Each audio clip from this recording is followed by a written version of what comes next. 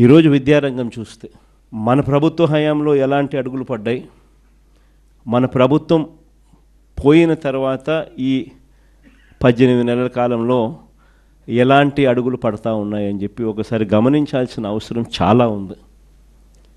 ఎందుకనంటే ఒకసారి తేడాగా గమనించినట్లయితే మనము యంగ్స్టర్స్గా మన పాత్ర అన్నది ఎంత క్రిటికల్ అన్నది గుర్తుపెట్టుకుంటాం. కారణం ఏంటంటే మనం మార్చకపోతే ఈ వ్యవస్థ మారదు. మనం మార్చడానికి అడుగులు ముందుకు వేస్తేనే ఈ వ్యవస్థ మారుతుంది.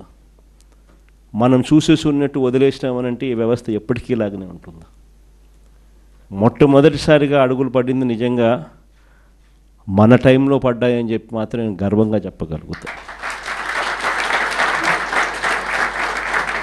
ఎందుకంటే ప్రతి అడుగు కూడా ఫస్ట్ క్లాస్ చదువుతా ఉన్న పిల్లాడి దగ్గర నుంచి కేజీ నుంచి పీజీ దాకా, కేజీ నుంచి ఆ పిల్లాడు గ్రాడ్యుయేషన్ అయ్యేదాకా ఆ పిల్లాడికి ఎలాంటి చదువులు ఉండాలి, ఎలాంటి భావితరంతో తాను పోటీ పడే పరిస్థితి వస్తుంది, ఆ పోటీలో తాను ఎలా నిలబడగలుగుతాడు, ఆ పోటీలో తాను నిలబడమే కాకుండా ఆ పోటీలో తాను విజయం సాధించాలి అని చెప్పి ఆలోచన చేసిన వ్యక్తులము ఒక్క వైఎస్ఆర్సీపీ ప్రభుత్వంలో మన హయాంలో మాత్రమే జరిగింది.